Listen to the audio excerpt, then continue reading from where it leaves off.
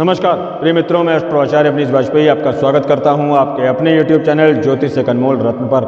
आज मैं आपको बताने जा रहा हूं दरिद्र योग के बारे में।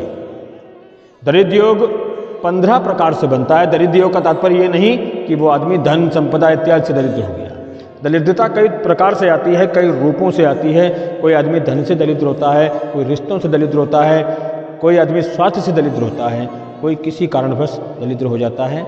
दरिद्र से तात्पर्य क्या हुआ कि उसको उस सेक्टर से संबंधित कष्ट बढ़ जाते हैं।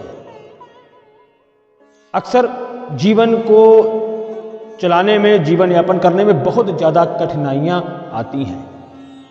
सामान्य जीवन भी संघर्ष में महसूस होने लगता है जब ये दारिद्र्य योग उसकी कुंडली में आ जाते हैं। ध्यान से सुनिएगा, 15 प्रकार के दारिद्र्य योग हैं।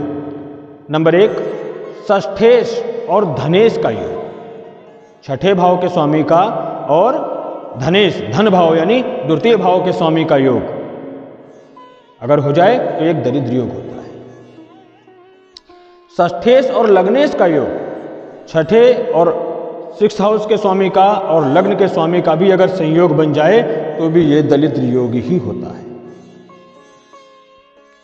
षष्ठेश चतुर्थेश का योग, ये दृष्टि संबंध भी हो सकता है या एक साथ में बैठना भी हो सकता है। छठे भाव के स्वामी का और चौथे भाव के स्वामी का आपस में संबंध होना भी दरिद्र योग में ही आता है।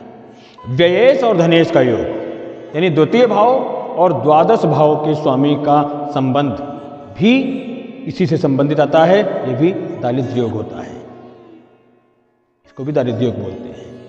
इसमें कमाया हुआ धन सब बर्बाद हो जाता है, सब खर्च हो जाता है, कुछ भी नहीं बचता, जमा पूंजी तक चली जाती है। कमाता तो रहता है लेकिन उसकी जमा पूंजी उसके पास रुकती नहीं, खर्च बेलिमिट होते रहते हैं। ऐसे में व्यक्ति परेशान रहता है। व्ययेश और चतुर्थेश का योग, व्ययेश और चतुर्थेश का योग, चौथे घर के स्वामी और 12वें घर के स्वामी का योग अगर हो जाए तो भी यह समस्या उत्पन्न हो जाती है। व्ययेश और लग्नेश का योग, लग्नेश और व्ययेश में अगर संबंध बन जाए तो भी यह समस्या उत्पन्न हो ही जाती है, व्यक्ति को दारिद्र्य योग लग जाता है। व्ययेश और दशमेश का योग, यह भी दारिद्र्य योग में शामिल है। व्ययेश और दशमेश का योग, यह भी दारिद्र्य योग में शामिल होता है। षष्ठेश पंचमेश का योग भी दारिद्र्य योग दिलाता है। षष्ठेश और पंचमेश का योग भी दारिद्र्य योग दिलाता है।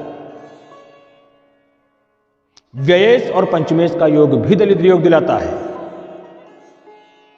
व्ययेश भाग्येश का योग भी दारिद्र्य दिलाता है। व्ययेश और भाग्येश का योग भी दारिद्र्य योग दिलाता है। व्ययेश लाभेश का योग भी दारिद्र्य योग दिलाता है, दरिद्रता लाता है वो जीवन में। षष्ठेश व्ययेश का योग दरिद्रता लाता है। व्ययेश अष्टमेश का, व्ययेश तृतीयेश का, व्यय और षष्ठेश तृतीयेश का, ये सब योग दरिद्र कारक होते हैं। कौन से बोले अभी मैंने कि व्ययेश अष्टमेश, षष्ठमेश तृतीयेश और व्ययेश तृतीयेश, ये योग भी दरिद्र कारक होते हैं। तो देखिएगा, इनमें से कोई योग नहीं है आपकी कुंडली में कि नहीं, अगर है तो आप उससे संबंधित परेशानियां आपके जीवन में समझ ही लीजिए होती होंगी।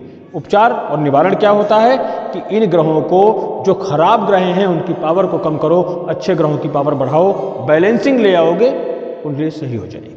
इन्हीं शब्दों के साथ मैं अपनी वाणी को विराम देता हूं। हर हर महादेव, जय शिव शंभू।